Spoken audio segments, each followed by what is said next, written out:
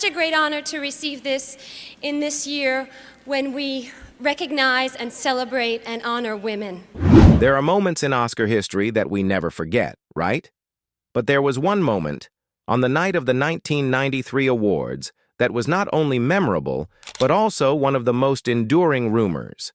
A mystery that has puzzled many people for the past 30 years. I'm talking about the moment when Marisa Tomei's name was announced as the winner of Best Supporting Actress for her role in My Cousin Vinny. A loud roar, a bright smile from the young girl. But then a wave of doubt began to spread through the auditorium and the world. Was it a historic mistake? Did she really deserve it? Or is there another truth behind that victory? A little-known story. Let's go back to the early 90s. Marisa Tomei was not a complete stranger then. She had some notable roles, but she was certainly not an A-list star or a serious candidate for the Oscar. And then My Cousin Vinny came out. A funny, charming film, but a comedy. We all know that the Academy often favors dramatic roles, films with heavier psychological depth. Marisa's role as Mona Lisa Vito, a curly-haired, fast-talking, flashy-dressed New York girl who is extremely smart and sharp about cars, seemed like a very different choice. Meanwhile, look at the nominations that year. All the big names, living legends of cinema, Miranda Richardson, Vanessa Redgrave, Joan Plowright, Judy Davis. Each of them delivered powerful performances in critically acclaimed dramas. They were the embodiment of the genre that Oscar usually honors. So when Marisa Tomei's name was called, it was understandable that there was surprise, but it didn't stop there. Soon after the awards, a rumor began to circulate, quickly becoming a widespread conspiracy theory. That year's presenter, Jack Palance, a veteran but somewhat unpredictable actor, had misread the winner's name. It was whispered that he might have read the wrong line on the name card or read the name off the teleprompter instead of the actual winner. Why did this rumor have such staying power? Perhaps because many people simply couldn't believe it. A comedic role from a relatively young actor could surpass those dramatic icons? Is there a hidden bias within the Academy against serious roles? Or is it simply a herd mentality that loves sensational stories?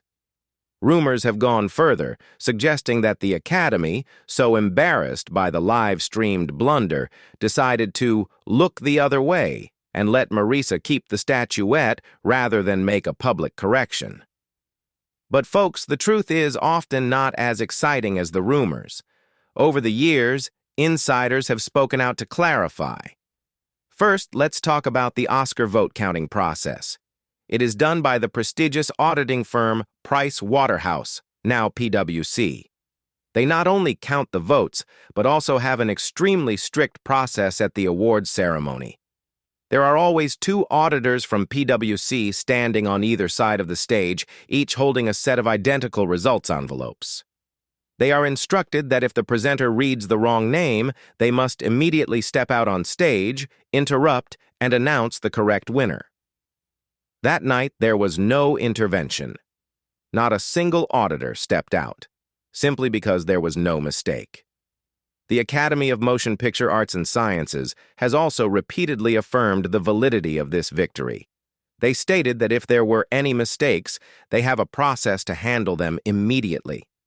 So what about Marisa Tomei? For years, she kept quiet about the rumors. She didn't try to quell them, nor did she add fuel to the fire. She simply kept working, choosing roles that she was passionate about and letting her talent do the talking. It was only later in interviews that Marisa shared her true feelings. She admitted that the rumors had hurt her. She said, "I was a little shocked because it didn't go away. You work hard, you feel like you've done a good job, and then you're basically told that it's not worth it. It's a tough feeling, isn't it? When your hard work is questioned because it's not what people expected." In a funny interview with Conan O'Brien, when asked where she kept her Oscar, Marisa humorously replied that she had put it in the bank and then in her bathroom. That shows a certain calmness, but also a certain helplessness in the face of persistent rumors. But she never let that story define her. She faced it with grace, not attacking doubters, but standing firm on her own work. So, when all the rumors are gone, what's left? It's a great performance. Marisa Tomei's amazing performance in My Cousin Vinny. Think back to Mona Lisa Vito. She wasn't just funny. She was smart, quick-witted, loyal, and full of life. The way she explained the difference between a limited slip differential and a pause attraction differential in court was legendary.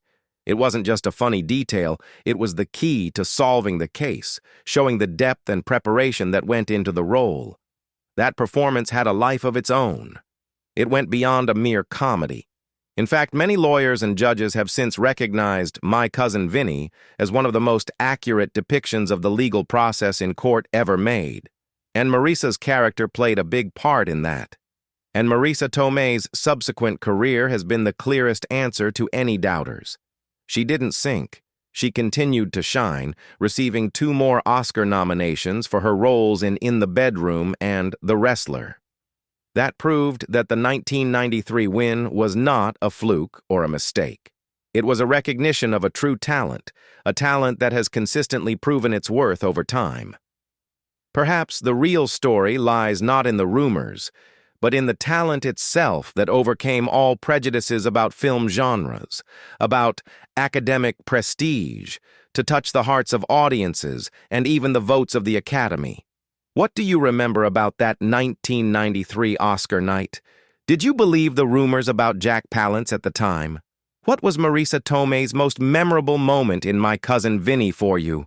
Besides this role, what other roles of hers do you love? Don't forget to like if you find this story interesting, share this video with your friends who also love old cinema, and subscribe to the channel so you don't miss out on other fascinating behind-the-scenes stories. Thank you for listening and see you again.